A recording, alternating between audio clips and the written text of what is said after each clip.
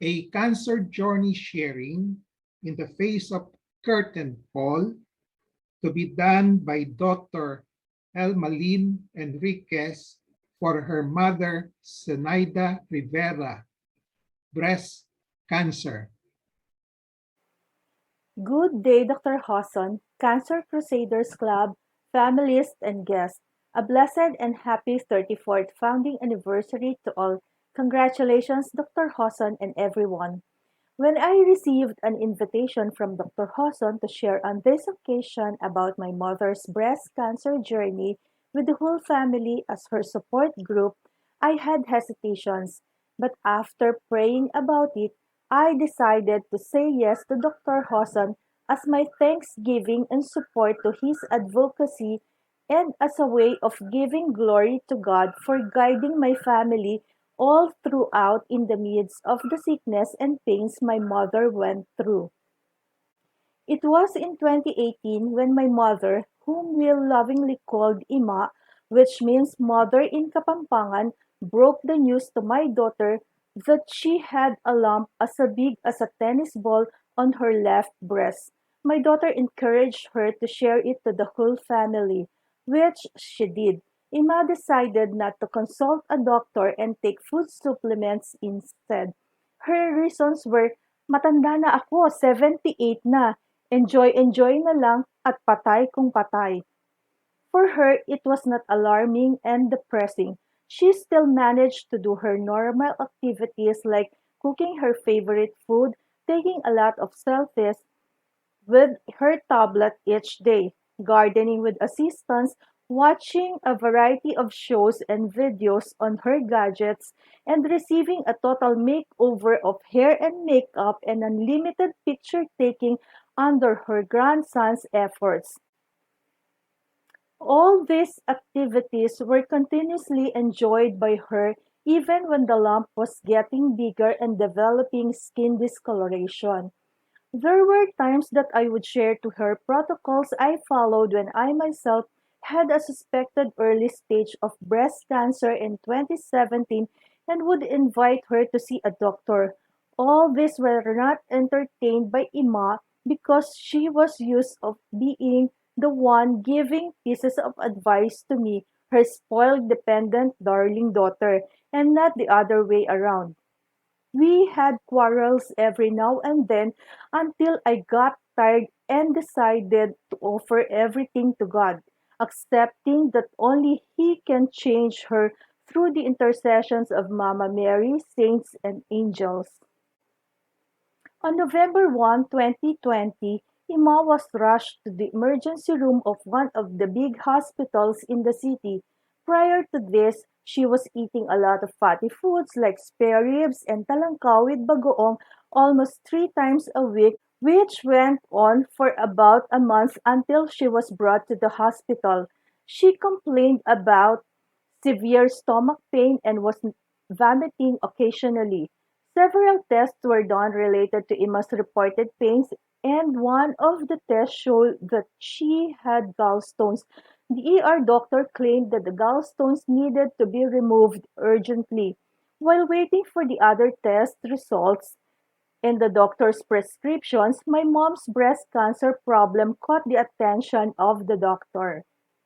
The ER doctor convinced her to have it operated and even shared with Ima that the doctor actually performed a similar operation to another patient a few months ago who was even older than Ima.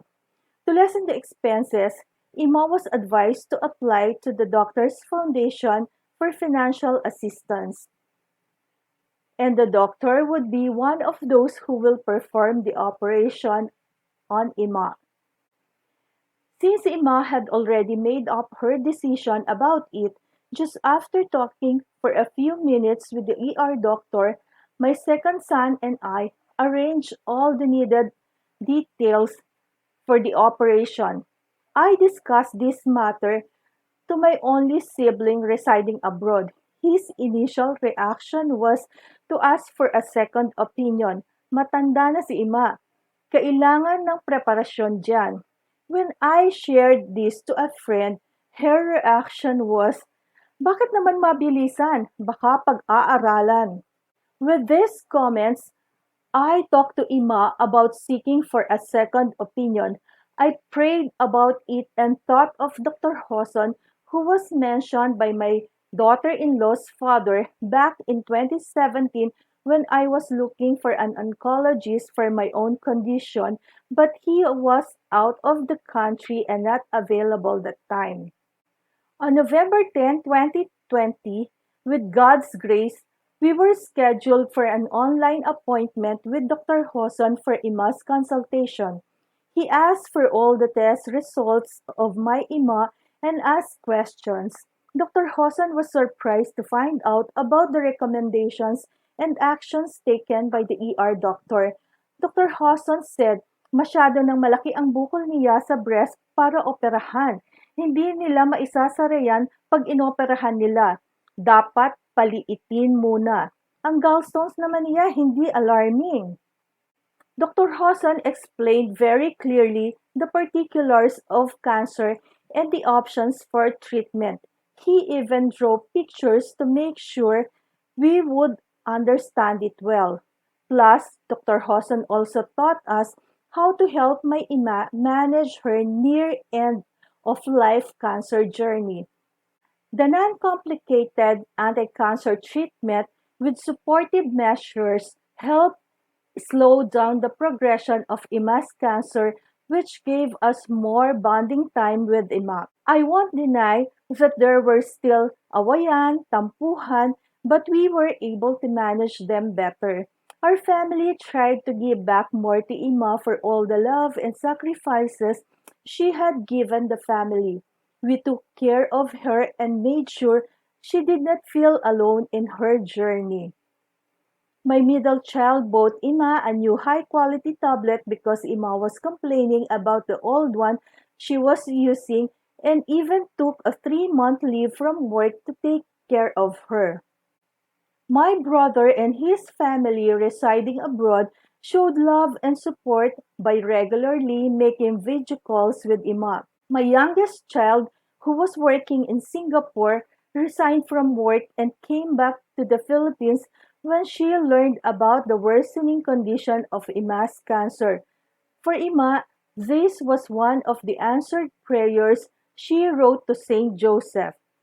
My eldest son, my daughter-in-law who introduced Facebook to Ima, and my grandson would regularly visit our home and cheer Ima with their thoughtful pasalubongs and loving presence.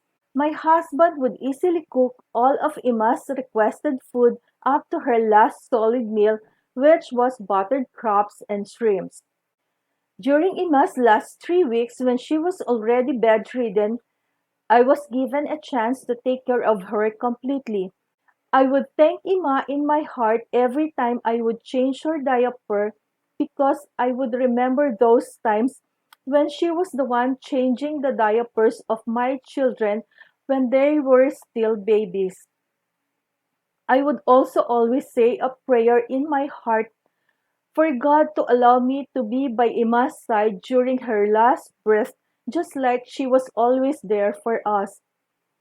And with much gratitude, God granted this prayer. Also, God made the details of Ima's death manageable, especially during this challenging time of pandemic with the help and guidance of the near-death management which Dr. Hoson taught us. We were able to discuss with Ima the details of her wishes and wants related to her death, her hairdo, makeup, outfit, financial matters, and other important things, but most of all, there was an experience of healing in relationships, both emotional and spiritual. Masasabi ko po na ang cancer ay hindi naging takot sa amin, bagkus ito ay nagbigay ng pagkakataon para kay Ima at ng buong pamilya para mas maging handa sa iba't ibang aspeto ng buhay. Higit sa lahat, mas napalalim ang relasyon ng bawat isa sa amin, lalo na sa ating Panginoon. At isa sa mga naging instrumento rito ay si Dr. Hoson. And I would like to end this sharing with a Bible verse from Isaiah chapter 41, verse 10. Fear not, for I am with you. Be not dismayed, for I am your God. I will strengthen you and I will help you. I will uphold you with my righteous right hand. May God be praised.